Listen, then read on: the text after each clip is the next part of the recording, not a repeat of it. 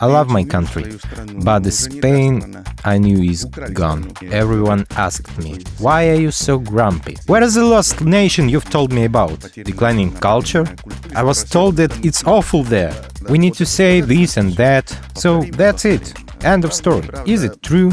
Do we agree? It doesn't matter. Yes, it just doesn't matter. Western media says that it's a hell on earth in there. The things Russians do in Crimea. I have not found a single person in Crimea who told me that, oh, it's so bad being a part of Russia. Russians and Spanish are very similar in terms of character. At one point, there was a border between Spain and Russia in Alaska.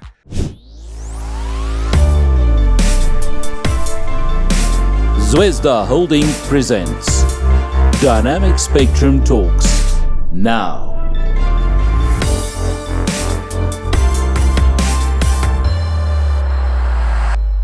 Hello, dear friends. This is Dynamic Spectrum Talks podcast, a program where we turn scattered points on the map into lines of dialogue. Here, we build bridges between peoples, nations, and continents. And today we would like to talk about music because sometimes it promotes understanding when words are powerless. As we know from an early age, music is a universal language. We have an absolutely amazing guest in our studio today who came all the way from Spain, but in fact, he is already a 100% Russian. He is a musician, titular organist of the Papal Basilica of St. Michael in Madrid and guest lecturer at the Department of Organ and Harpsichord at the Gnesin Russian Academy of Music. Daniel Salvador. Nice to meet you, Anna. Thank you very much for finding time to visit us. We are happy to see you here.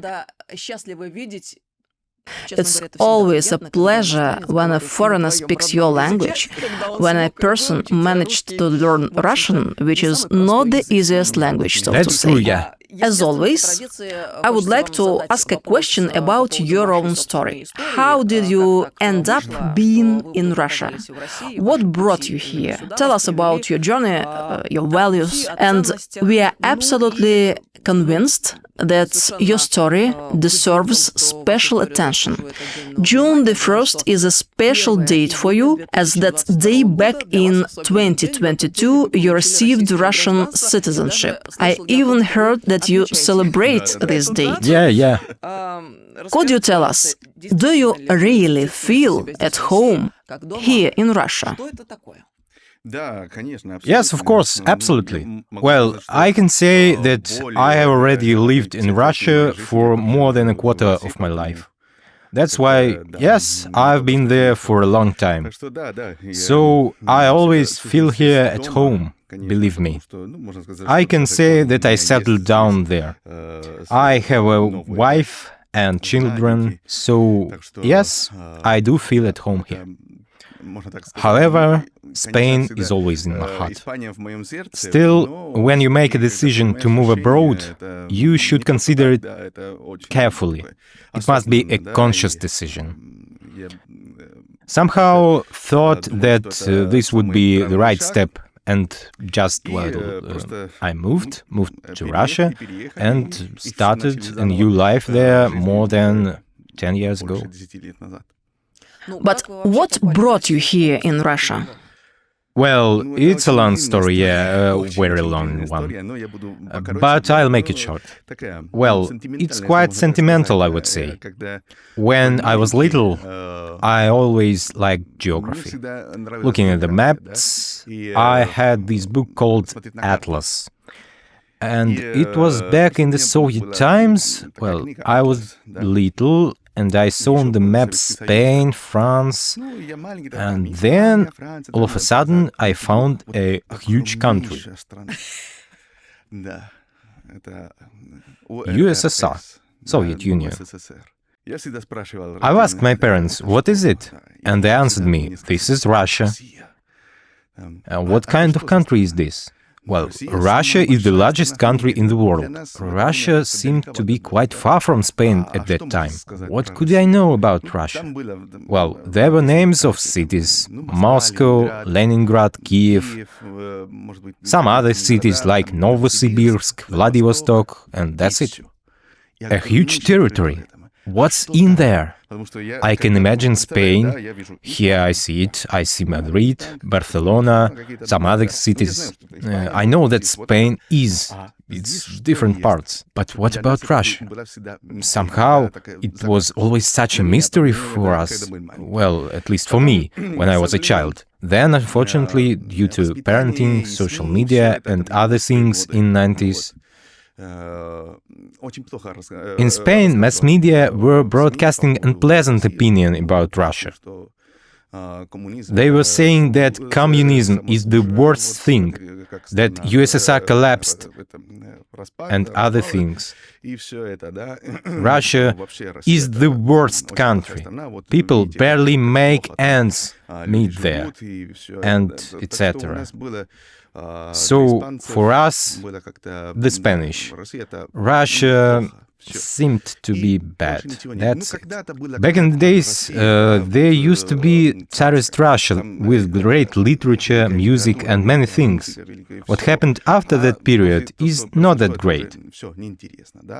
The thing is that every country has its own golden age and the following decline. Like in Spain in 18th and 19th centuries. Well, back in the days, many years ago, 20 to be particular, in my hometown in Spain, there were some kind of cultural circles. So they used to go on trips to other countries. There were several options. They asked where we wanted to go that year. So we were considering Vienna and Russia. And I thought myself, Russia, there is nothing to see in there. They were always saying that it's of no interest, shambles all around. That it's horrible. Yeah, horrible. So why visit? Let's go to Vienna, at least it looks good, unlike Russia. But still, we decided to go to Russia. Okay, Russia, never mind. I remember we visited St. Petersburg as tourists, and after that we went to Moscow. And when I visited Russia, I experienced Cultural shock? a cultural shock. It divided my life into before and after. There were also other fascinating moments. As a musician, I was amazed when I heard Russian folk music for the first time in St. Petersburg. I remember that. I also had a cultural shock in Moscow when I went to the Cathedral of Christ the Savior. It was a turning point too. It was quite interesting, because when I came out of the cathedral, everyone asked me, "Why are you so grumpy?" I said, "You know, I have a feeling, no, not just feeling, I'm convinced that I was fooled. Nothing to see? Where is the lost nation you've told me about? Declining culture? I was fooled. I was told that it's awful there. I came here 20 years ago, you see? 20 years. It was different. Yeah, it was already different. It was better. I mean, not as it was back in 90s. It was a big surprise for me. So, yeah, it was a turning point for me. Since then, I began to question the narrative of European media. To be honest, I started having doubts. After some time, I accidentally met one girl. She was actually from Russia. You met in Spain?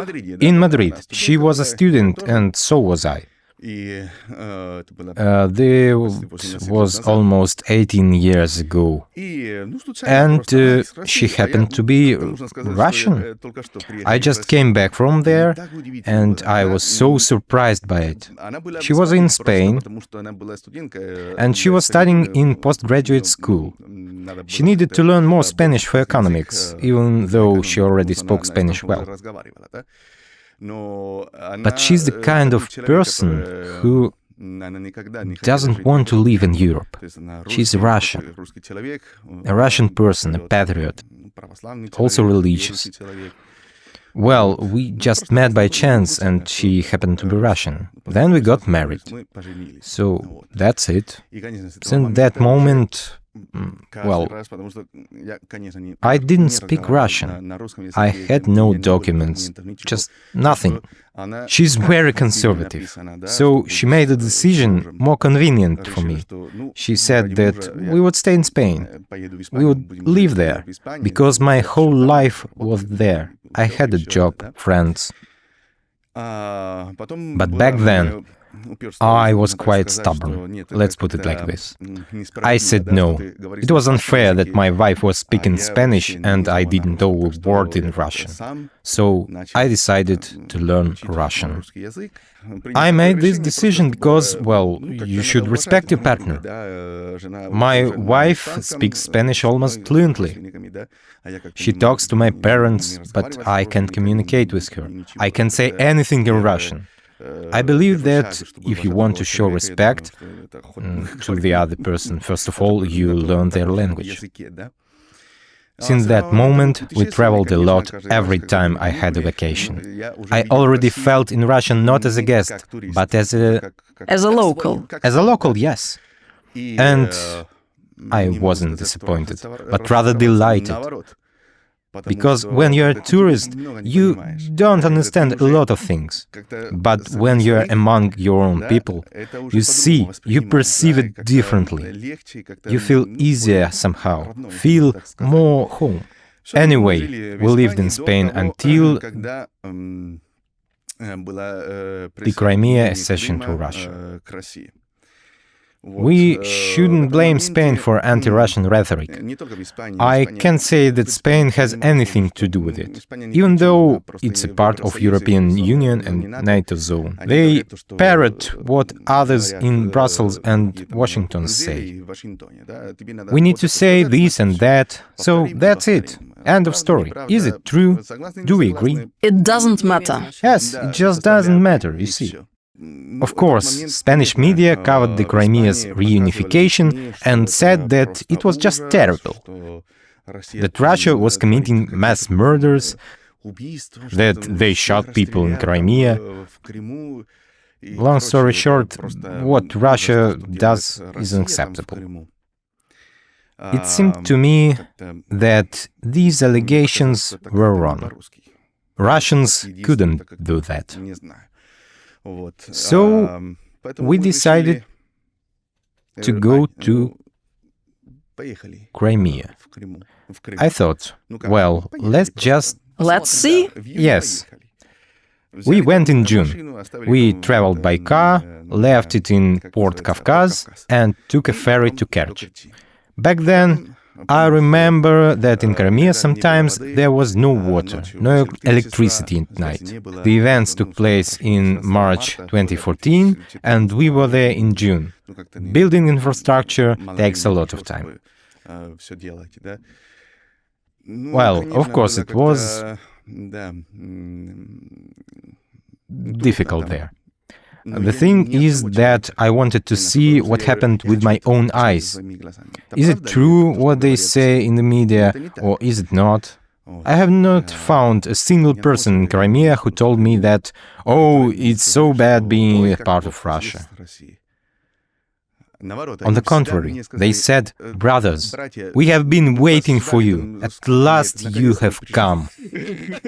Finally, we are home. I'm a foreigner. It's interesting to see from my perspective, because Western media says that it's a hell on earth in there, the things Russians do in Crimea. I saw that it was peaceful in there. Well, there were some inconveniences. They had been without running water, electricity, telephone service, but they were home, thanks God. So, yeah, back then social networks were not as popular as they are nowadays. That's why I couldn't spread my opinion about what I saw. But still, there were some Spanish publications, and I started writing. News columns? Not really. Under posts, there were comment sections, in the comments, and I see. I was writing there about what I saw in Crimea, from my own perspective. Well, they were angry at me. Maybe they thought I was a Kremlin agent and things like that. There were doubts about you. Yeah. There were some, because there is a huge Ukrainian diaspora in Spain. It's much bigger than the Russian one. And I had clashes with some people, my acquaintances from Ukraine. At one point, I told my wife, listen, I don't really like the way things are going. Let's go to Russia. I mean, move there. We'll start a new life. My wife asked, what are you going to do there? You have a conservatory diploma, but it's not certified in Russia. You don't have any documents, you don't speak Russian. Well, you speak, but... So-so. Yeah, enough to buy something in supermarket. Where are you going to work? I don't know, but we'll figure it out. What a story! It's really cool, Daniel. Unbelievable. You know, maybe it does sound as something heroic. It's very courageous. In fact, yes, but you see, I had a steady job in Spain. The country's economy was quite well. But the thing is that I had a feeling that it's not my home anymore. I love my country, but the Spain I knew is gone. Now they are proxies of the West. If Spain could express its own opinion, good or bad one, at least it could have been its own opinion. But people are not given a say. They are forced to speak this way. I see the situation is getting worse, more aggressive towards Russians. They were biased against my wife, my daughter. Excuse me, but when I see that some people are organizing events that commemorate so-called Ukrainian heroes at the school of my daughter, who is, by the way, the granddaughter of a Soviet veteran and hero of the Great Patriotic War, that's just wrong. That's why I decided, I looked at what was happening at geopolitics, and I had a feeling that it was just the beginning, and sooner it would be worse. Unfortunately, I was right. In what year did you move? At the end of 2014, 28th of December. You said it, you did it. Yeah, so we moved, started a new life.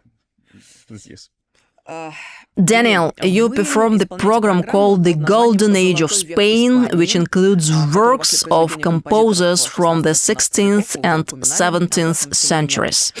You have already mentioned this today, the great Spanish culture. Indeed, there was a period of outstanding flourishing of culture, literature, architecture, music, and so on. It is surprising that in some parts of our vast country, Well, in fact, it's not surprising at all. Not everyone is familiar with this period of Spanish history. You, being a musician and touring artist, introduce people to your culture. To some extent, one could even say that you yourself represent that cultural bridge between Spain and Russia. A live wire, in general, for listeners to another world. Tell me, how does the Russian audience perceive this music, and do you feel any interest today in Spanish classical music and its mood? What happens around you when you perform at your concerts? Well, surprisingly, people perceive it very well. Yeah, very well. This is a really special music. When we talk about classical music, certain images appear in our minds. And if a person listens to all genres of music, then perhaps there are more of these images, so to speak. But organ art is still very narrow, particular sphere, let's say. And Spanish organ music of that period is very niche. Yeah. But it is already well known in Russia. People already know it because I've played the Golden Age of Spain program many times.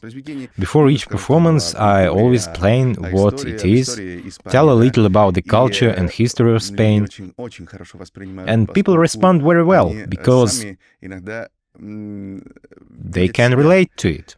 It's very interesting. Russia and Spain are so far apart, but Russians and Spanish are very similar in terms of character. Yeah. So, it's curious because I'm a historian, and from a historical perspective, for almost 500 years, a little more than that, our countries, Russia and Spain, have never had any direct conflicts. I believe that these are the only two countries and the only two powers in Europe that have never been in war. I've never thought about that. Well, there were some tense moments, but basically no. It's quite interesting. In 1523, Spanish Emperor Charles V, after he had just came to the throne, sent letters to every nation in Europe. One of the letters was sent to Russia for Vasily III. So there was a letter, it came to Russia, and Vasily III said, "Wow, the Spanish. Let's send a diplomatic mission there." So that's how Russians came to Spain. Spanish court welcomed them in Valladolid. And after a while, the Spanish also went to Moscow. Vasily III himself met them in Mozhaisk.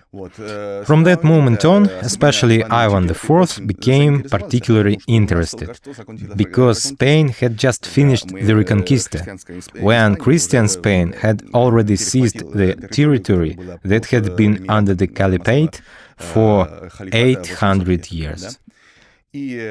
Russian rulers took note of this. Look what the Spanish did.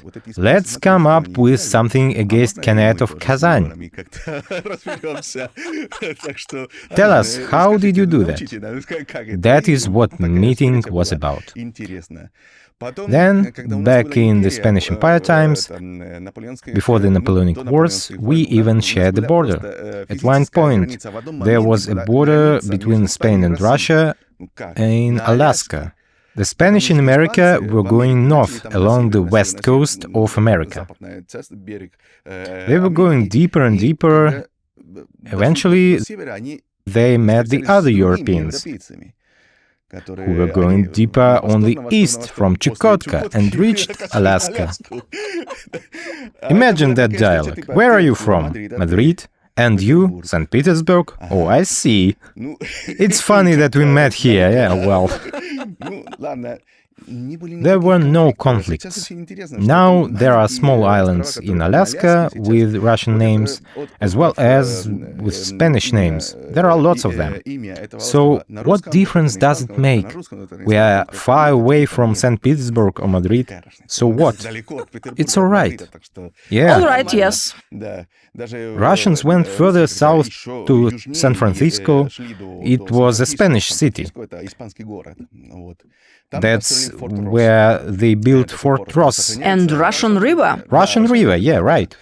Those were Spanish territories, and suddenly Russians came up. It's okay, no problem. You don't disturb us. But try doing that with other countries that had their own interests. No, this is my territory. No an inch closer. Keep distance. Spaniards and Russians Got along. got along, yes.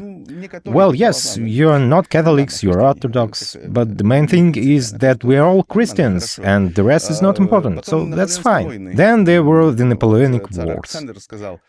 Tsar Alexander I said once that the only brave and true men in Europe, besides Russians, are the Spaniards, because only the Spaniards were the first to fight back against Napoleon and drove him out of Spain. And then Russians did the same, and the time a battalion of Spanish volunteers came to Russia. It was called the Alexander Battalion, and it had a very beautiful standard. It depicts both flags of Spain and of the Russian Empire.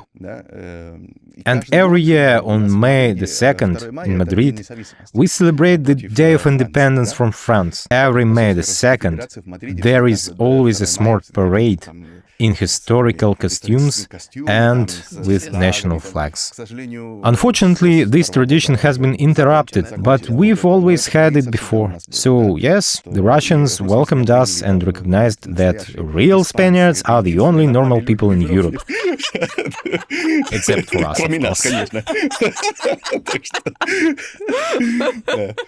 Then, after Napoleon, our empire collapsed, unfortunately. And the only people who reached out to us were the Russians. But unfortunately, they saw that support to Spain in America would lead Russia into a direct clash with Britain. And England had a better fleet at that moment. So unfortunately, it never happened. But from a diplomatic point of view, the Russians have done everything possible to prevent Spain from splitting into many different countries. Not only the Russian Empire. When we had a civil war, the Stalin's USSR was the only country that helped us. Unfortunately, then a sad episode occurred in our history, the Second World War. Actually, Spain did not openly wage war against Russia, but Hitler told Franco, "I helped you before, now you have to help the Reich and join the Axis powers in the war against Russia." And Franco replied, "My apologies, but I'm only interested in my country, and whatever happens in Europe, it doesn't concern me. But I helped you, didn't I? Look, I have a ruined country after the Civil War. I can't. I just don't have the strength. That's the first thing. And secondly, I'm not interested in Russia. I only care about my country. But something had to be done. Okay, I'll send some volunteers. But these will be your volunteers. German volunteers, the Blue Division. Some people think that Spain fought against Russia, but this is not the case. Officially, Spain did not wage this war. The division was German, consisted of Spanish volunteers, and, unfortunately, participated in the Leningrad blockade. But few people know what was happening meanwhile on the other side of the world, in the Philippines.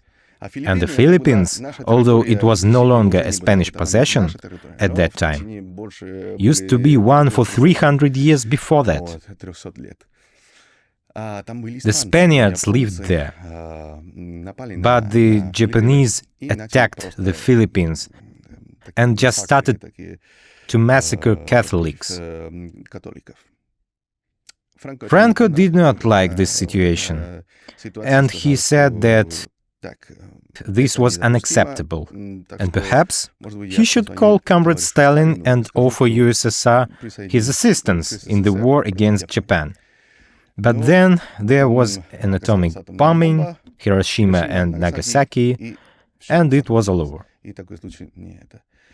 And afterwards, in the late 60s of the 20th century, Franco quietly turned to the USSR.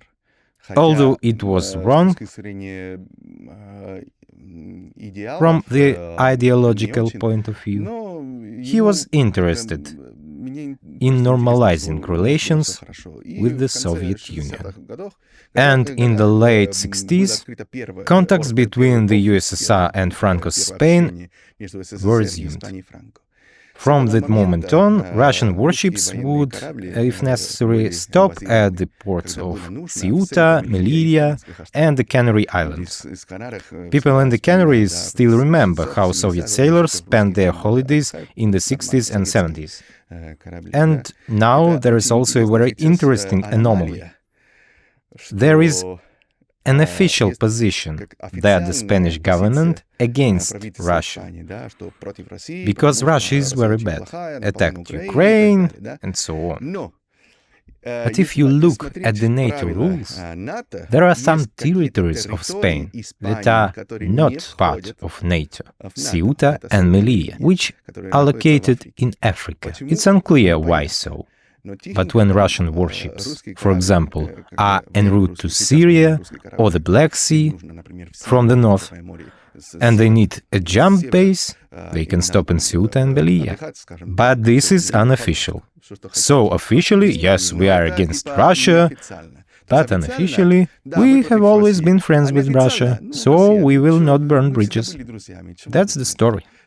But this is unofficial.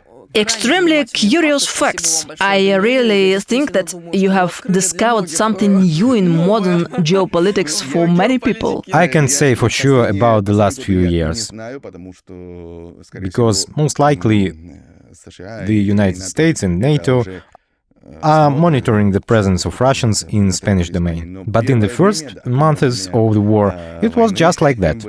They shout loudly how bad Russia is, but at the same time quietly allow you to relax on their territory if necessary. Perfect. Okay, next question, Daniel. We've already talked about your concerts. You mentioned that every time before performing some classical pieces of Spanish organ music, you try to put your audience in the context. So, what Spanish organ music is? We want to know it as well. What is its special feature? What should we know about it first of all? First of all, why is this music so well received? If you look at the classical academic music, then in the 19th century, the fashion in classical music inclines to a kind of nationalism, musical nationalism. But in Spain, things have always been different. We had two main sources: folk music and religious music. And sometimes it is very hard to draw the line between academic and folk music.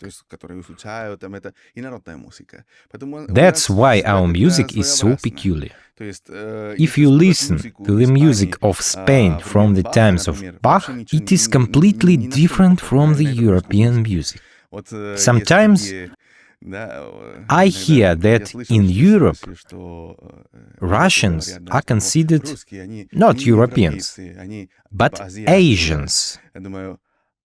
And it's funny, because they say the same thing about us. Spaniards are not Europeans, they are some kind of North Africans. Yes, our good neighbors, the French, call us Africans. You have a tender love with the French. Yes, with the French and with England.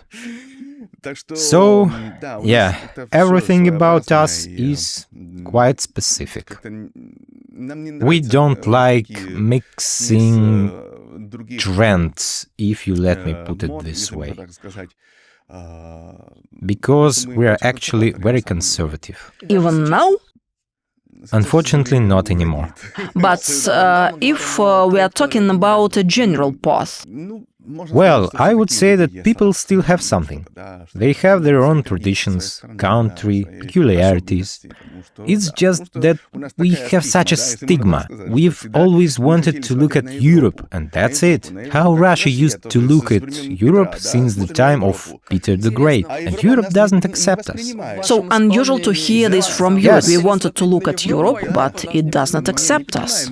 Because, for example, during the time of the Spanish Empire, the colonial powers destroyed the indigenous peoples of America and Africa, while we were just mixing.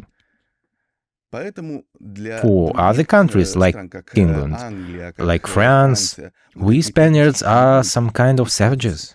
We are not destroying Latin Americans, but uniting with them. We are giving birth to new generations, new Spaniards, because it was adopted legally in our country. We have passed the first anti-slavery laws in the world, the so-called laws of Burgos, in the 16th century. According to them, it was forbidden to enslave and humiliate representatives of other nations. But unfortunately, England later wrote a black legend about us. There is a black legend about Russia, which was trumpeted in Spain. For example, creepy things are told about Russia during the time of Ivan the Terrible. We have traveled the same route. And the black PR that Yes. England has carried out against Russia and Spain turns out to be similar as well. England is the most hostile power against us. And while I'm telling you all this, I understand why I feel good here in Russia. Yes.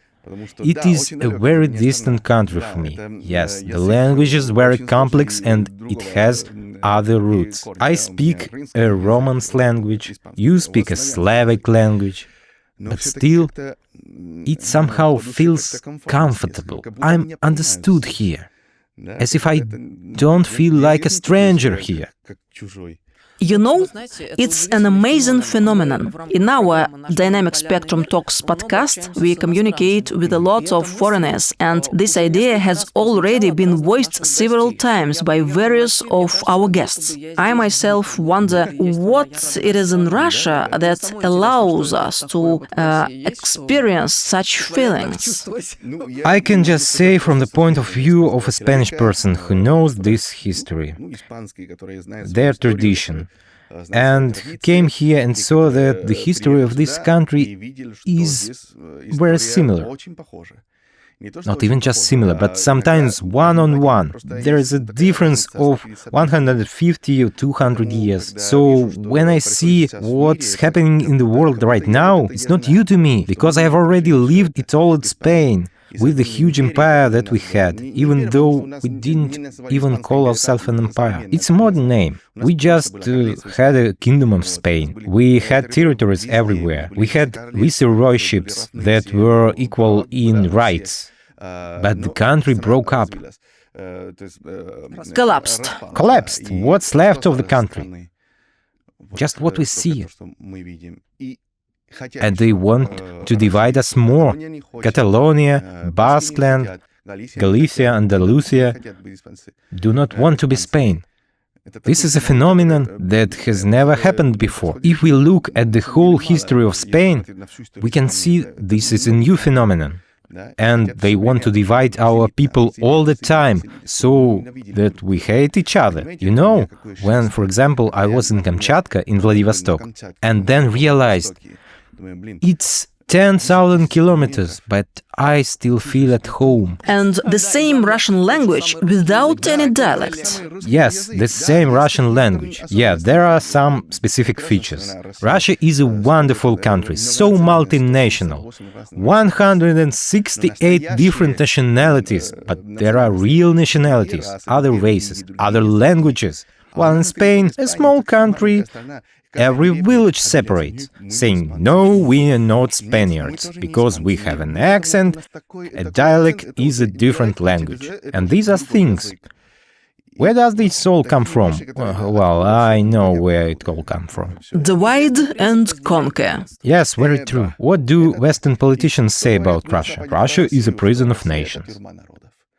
And just as empire and the Soviet Union collapsed, create at least 18 new countries. And I say, yes, it looks familiar to me, because there was one country, Spain. And now look, there are so many countries in Latin America, Africa, and the Philippines. We have a common history, 300 years together or even more. Common history, common culture, common language. But we are all different. Daniel, I want to express my deepest respect to you, because you have given such an unusual perspective on seemingly well-known and understandable things. To be honest, I've never in my life, once again, thought about how the trajectories of Russia and Spain are really similar and how much we have in common. Thank you very much for this amazing discovery. Unfortunately, our program time is up. Our conversation today should be considered only the first step towards a great friendship. You know, like in the Casablanca movie. Yes, sure. I will be very glad. Thank you very much for our conversation. Daniel Salvador, musician, titular organist of the Pontifical Basilica of St. Michael in Madrid, and guest lecturer at the Gnesin Russian Academy of Music, was with us today. See you soon. See you.